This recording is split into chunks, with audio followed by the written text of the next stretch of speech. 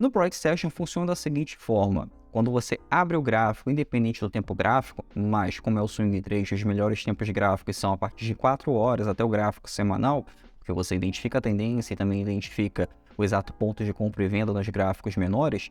Quando você abre o gráfico nesse primeiro momento, você vai identificar uma tendência, uma lateralização, você vai identificar um dos principais movimentos que forma a tendência do gráfico. Esse principal movimento é o que você vai achar de primeiro momento, que é o que também você vai procurar, você sempre vai procurar por esse movimento no mercado. Esse principal movimento que trabalhamos no mercado financeiro é o padrão de força. Esse padrão de força, ele nos dá uma estrutura básica. Essa estrutura básica é o que forma a tendência, e essa estrutura básica é o nosso padrão de força. Ele dá a tendência de alta, a tendência de baixa e também a lateralização. Essa tendência de alta e essa tendência de baixa é caracterizada pela impulsão, retração e impulsão. Essa caracterização da impulsão, retração e impulsão nos dá também um ponto de entrada ou também um ponto de saída na operação com alvos acima de 10%, como eu sempre ensino aqui para você.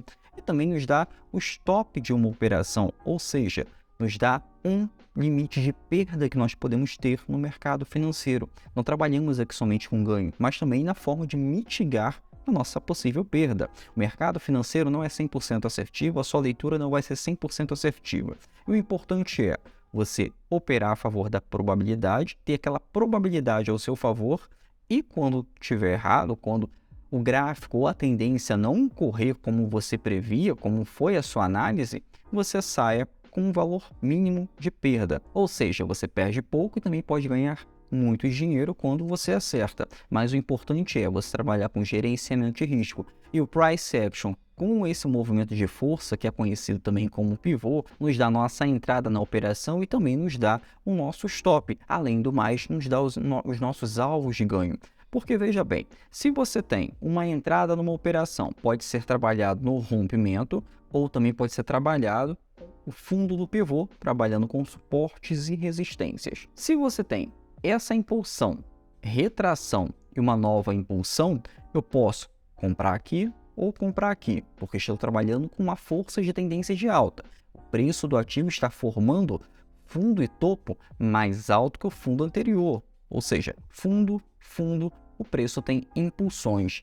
Essas impulsões têm força necessária para romper as resistências. E essas resistências, uma vez rompidas, devem ser testadas, que é o que acontece aqui. Tem uma nova retração, forma um suporte acima do que era uma antiga resistência e o preço tem uma nova impulsão novamente. Os pontos de compras podem ser feitos aqui, inclusive no rompimento, principalmente no tempo gráfico diário. Quando você trabalha com rompimentos no tempo gráfico diário, você trabalha com a probabilidade também ao seu favor, porque no gráfico diário tem uma força muito grande formada por uma demanda compradora ou uma demanda vendedora, se estiver em tendências de queda, muito maior do que os demais tempos gráficos que são menores do que eles. Lógico, se formar um padrão como esse aqui no tempo gráfico semanal, nos dá um ganho também muito maior e também nos aumenta o alvo de ganho na operação. O alvo de ganho tende a ser maior também quanto maior o tempo gráfico em uma operação. Porém, tudo isso aqui, toda análise que você vai fazer no mercado financeiro,